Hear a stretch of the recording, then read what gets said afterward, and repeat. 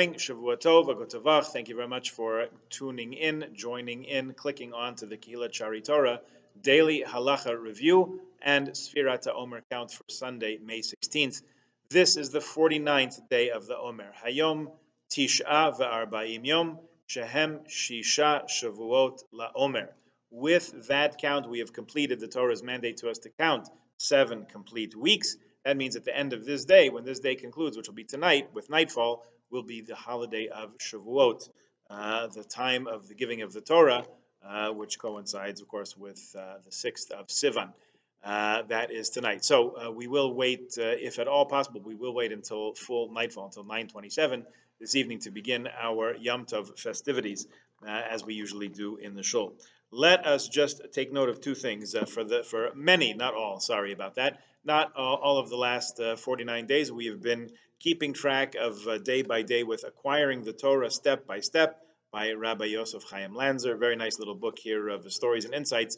Rabbi Lanzer's basis for this, which is accustomed to learn something attached to each day, actually comes from chapter 6 of Pirkei Avos, which is in your siddur on page 583, Mishnah number 6 there, which speaks about 48 qualities which are required to acquire Torah. Very interesting to look into those, even if you didn't follow along.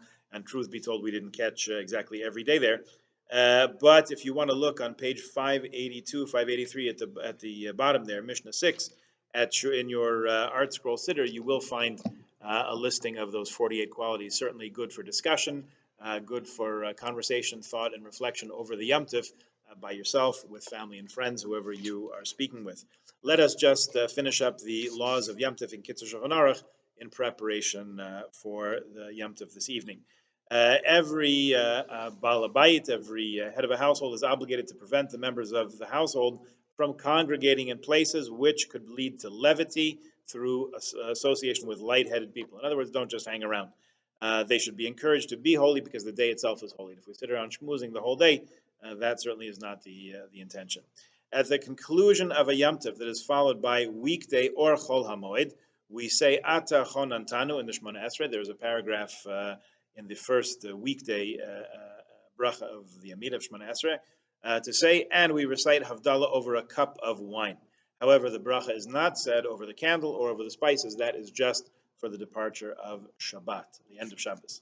It's also customary to eat and drink a little bit more lavishly than usual on the day after the 3 festivals. This is called Isru Chag, and it's customary not to fast on that day. Even a groom and a bride on their wedding day don't fast, and a person who's observing Yortzeit, in the days when people used to fast, nowadays we usually don't do that, that person should also not fast on Isru Chag. On the Isru Chag after Shavuos, even according to Halacha, it's forbidden to fast, because when the temple was in existence, if Shavuot occurred on Shabbos, the sacrifices were offered on the next day. But on Pesach and Sukkot, they were offered on the first day of Chol HaMoed. Of course, there is no Chol HaMoed of Sukkot. It's only a one-day biblical holiday, 2 days for us out here in Ontario and other places in the exile. However, we do mark the idea of Tashlumin that we mentioned there in Kitzur Shulchan Aruch.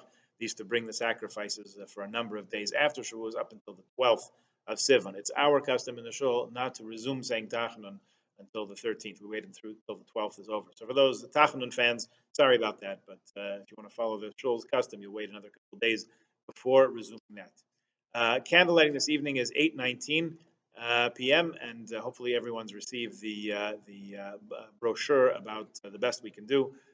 Keeping Shavuot, even when we don't have our physical shul to keep us together, we certainly have the heart and soul of Kehillat Shari Torah, which dwells inside each and every one of us, and they'll hopefully give you some guidelines. If for some reason that the mailman didn't bring it to you by Friday, you can take a look online and download that, print that up for yourself. You'll have the day-by-day guidelines. Since, as we mentioned at the outset, we are trying to make the 7 days, 7 weeks, 7 complete weeks. In other words, each of the days of the week should be complete that we counted from Pesach until now. So we are all encouraged to wait until 9:27 to daven Ma'ariv to welcome the Yom Tov and to make Kiddush, if at all possible. That's when actual nightfall occurs. That means the 49 days that we counted will have indeed been complete, and we won't have taken away even a moment from what we were supposed to accomplish. Hopefully, it'll all stand us all in good stead and we'll enjoy receiving the Torah in an inward way with great joy, and that will lead us on to the rest of the year, which will be healthy and happy for us and for Klal Yisrael. Have a wonderful Yom Tov, and we will see each other right after.